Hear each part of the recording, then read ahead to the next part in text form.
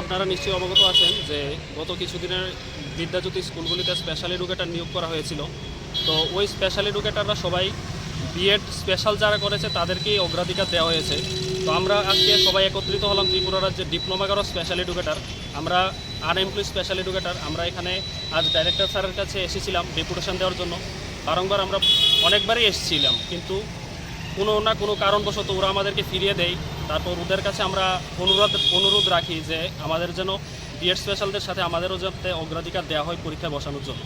কিন্তু ওরা এমন আমাদের সাথে রিয়াকশান করে বা এমন তারা আমাদের উত্তর দেয় যে এলিমেন্টারিতে আমাদের নিয়োগ না করে যারা বিএড স্পেশাল আছে ওদেরকে স্পেশাল এডুকেটরদের তারা ট্রেনিং করিয়ে এলিমেন্টারির স্থানটা ওদেরকে দেবে। কিন্তু আমরা এলিমেন্টারিতে প্রাপ্য, আমরা এলিমেন্টারির জন্যই আমরা স্পেশাল এডুকেশানে বিএড করেছি, কিন্তু আমাদের স্থানটা আমরা চাই না কোনোভাবেই হাতছাড়া হোক এবং ওদেরকে দেওয়া হোক।